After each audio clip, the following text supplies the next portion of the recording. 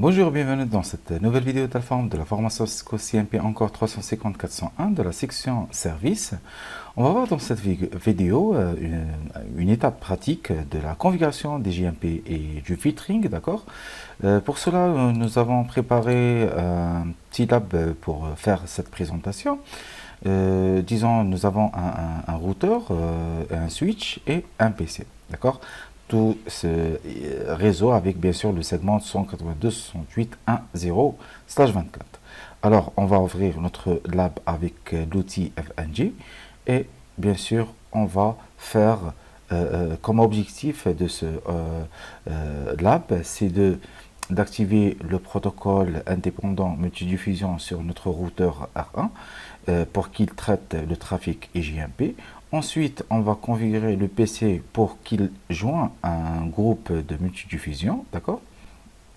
Et par la suite, on va faire un filtrage d'IJMP sur notre routeur.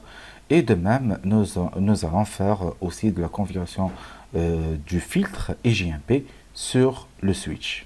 Alors, sans tarder, on va ouvrir notre outil FNG et on va faire ces objectifs-là. Après l'ouverture de notre lab avec FNG, d'accord, les messages de rapport d'appartenance IJMP de multidiffusion incluant des adresses de groupes de multidiffusion auxquels nos récepteurs souhaitent se rejoindre, d'accord. Et par défaut, tous les groupes multicast sont acceptés. Et si nous voulions limiter cela, on doit appliquer un certain filtrage. Bon, il est possible de filtrer certains groupes multicast. Nous pouvons configurer le filtrage IJMP sur un routeur de multidiffusion, aussi bien sur un commutateur où la surveillance IJMP est activée. Quand nous avons cette topologie, d'accord, pour faire le lab, et vous voyez que nous avons un routeur, un switch et un PC. Sachant que le PC, bon, je suis en train d'utiliser une image d'un routeur, d'accord. Mais là, c'est juste pour me permettre de faire la jointure de façon manuelle, d'accord. Alors, le segment qu'on est en train d'utiliser, le segment qu'on est en train d'utiliser, c'est 192.168.1.0/24, d'accord.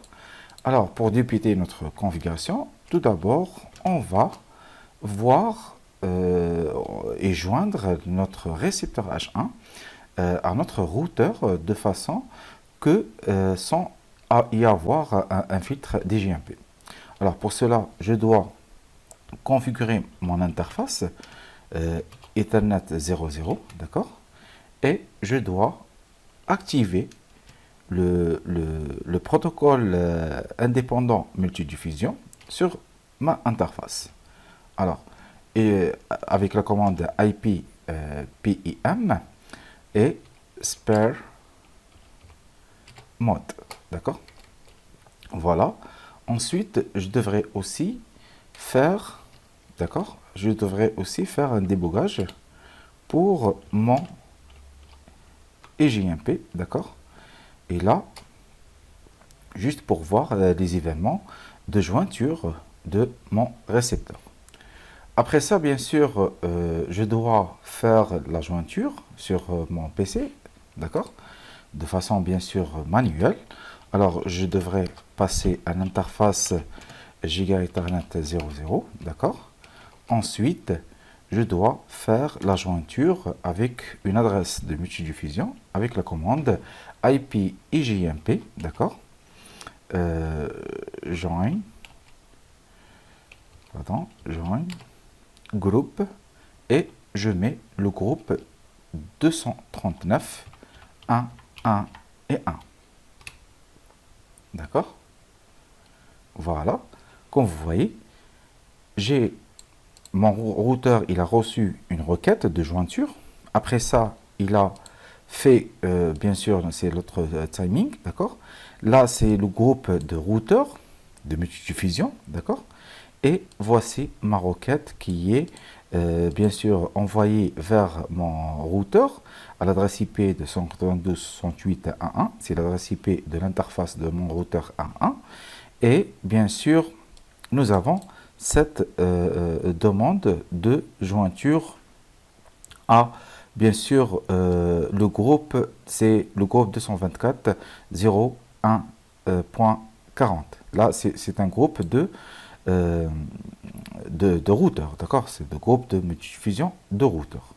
Alors, si je veux faire, bien sûr, un show, d'accord? Bon, la commande, c'est show, d'accord? IP, IJMP, d'accord? Et je vais faire groupe, d'accord? Alors, la jointure, non, pas du tout.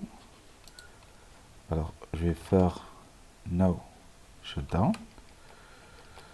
Aussi bien, je vais voir ma configuration, d'accord?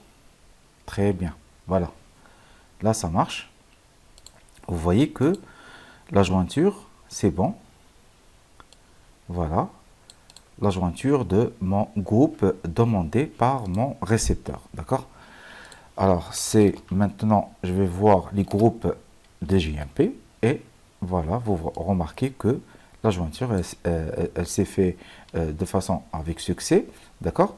Et bien sûr, j'ai un expert time de 3 minutes. Et comme vous voyez bien sûr, là, si mon routeur et mon récepteur n'envoient pas de nouvelles requêtes de jointure, il va supprimer ce groupe avec bien sûr mon routeur A1. Voilà, je vais je vais faire un test, c'est-à-dire je vais juste faire la négation, d'accord? No, d'accord. Alors, je vais accélérer un petit peu la vidéo pour que, bien sûr, ne prend pas beaucoup de temps, puisque là, il me reste 2 minutes 48 secondes, d'accord?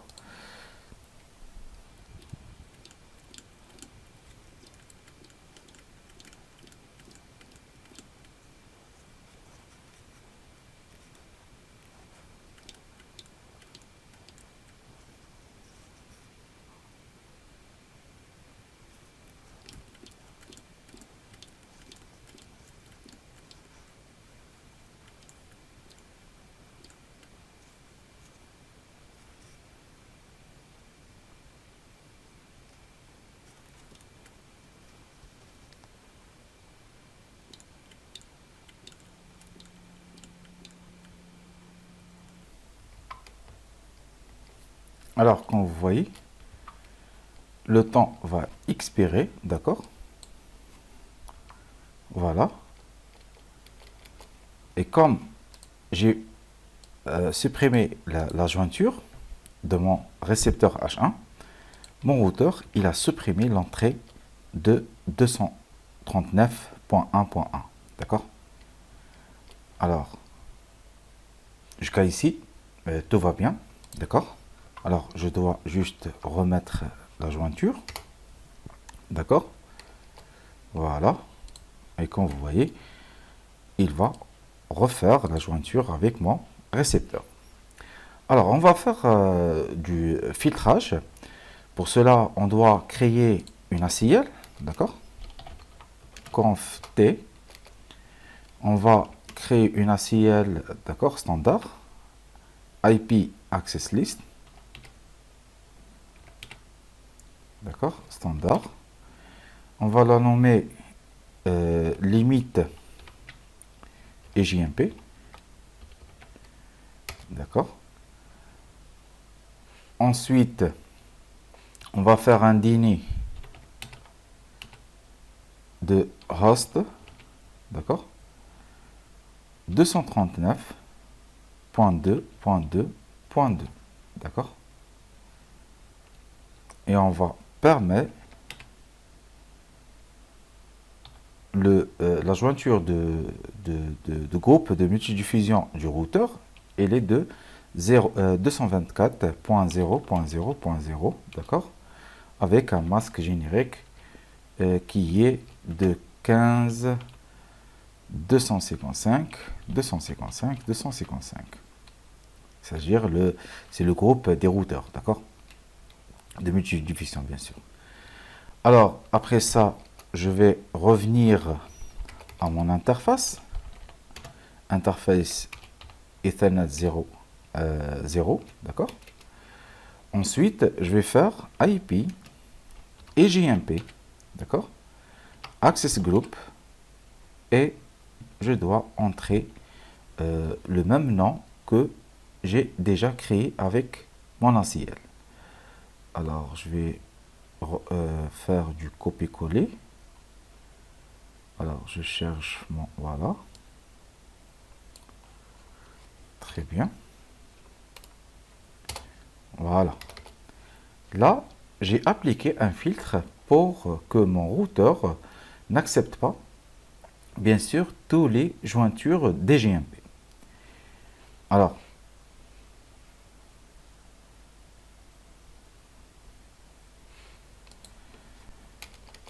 si je veux faire une autre jointure, d'accord, avec un autre groupe qui est de 239.2.2.2, d'accord. Là, qu'est-ce que vous remarquez? Que mon routeur, il n'accepte pas cette adresse de groupe qui est bien sûr filtrée avec notre ACL. Et si je veux voir bien sûr ma table ou ma liste de jointures, que je vois que la première jointure de mon adresse de groupe de multidiffusion 239.1.1.1, d'accord, et la deuxième c'est par rapport au groupe par défaut des routeurs, d'accord, c'est 224.0.1.40, d'accord, mais par contre le 239.2.2.2, il est filtré, d'accord, par rapport à ma access list. Et même si je veux bien sûr voir mon access list, est-ce qu'il a fait d'un filtrage, j'ai la commande show access list, d'accord, et je vais voir que il y a deux demandes, d'accord, et il y a un filtrage par rapport à ma première instruction de filtrage, d'accord. C'est tout ce qu'on peut dire avec notre routeur, d'accord. On passe par le switch et de faire bien sûr un filtrage DGMP snooping. Pour cela, on doit juste ouvrir notre console sur notre switch, d'accord, et bien sûr on doit activer notre EGMP snooping pour tous les VLAN existants sur notre switch, sachant que bon, si je veux voir do show VLAN, d'accord, pour que je puisse voir quels sont les VLAN installés ou créés sur ce switch, bon, j'ai que le VLAN par défaut est de 1, d'accord. Alors, aussi bien, je peux faire un filtre par rapport aux interfaces, de même par rapport au VLAN. Mais dans mon cas, je vais activer juste